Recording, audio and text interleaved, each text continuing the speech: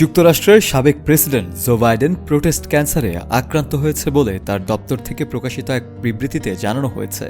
জানা গেছে ক্যান্সারটি তার শরীরের হাড়েও ছড়িয়ে পড়েছে।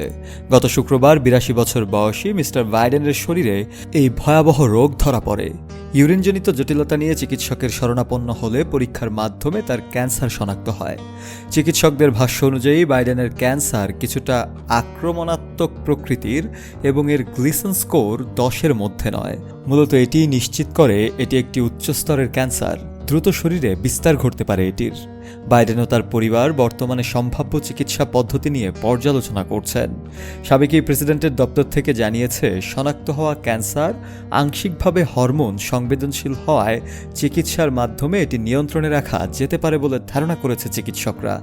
বাইডেনের ক্যান্সারে আক্রান্ত হওয়ার খবর প্রকাশের পর অনেকেই তার প্রতি সমর্থন জানিয়েছেন। সাবেক ভাইস প্রেসিডেন্ট কমলা হ্যারিস এক্সে দেয়া এক বার্তায় জানান, তিনি এবং তার স্বামী বাইডেন পরিবারের সুস্থতা কামনায় প্রার্থনা করছেন। প্রেসিডেন্ট বারাক ওবামা বলেন, ক্যান্সারের চিকিৎসা উদ্ভাবনে বাইডেনের চেয়ে বেশি কেউ কাজ করেনি।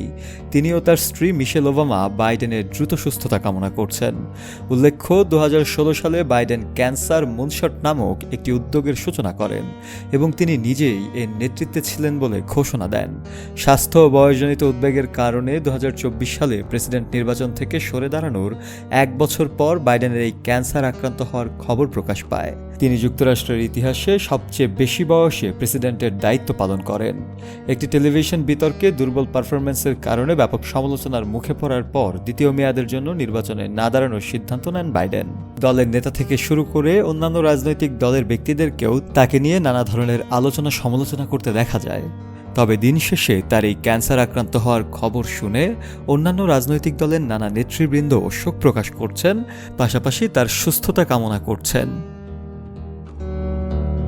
শফি আল মাওলা, কালের কণ্ঠ।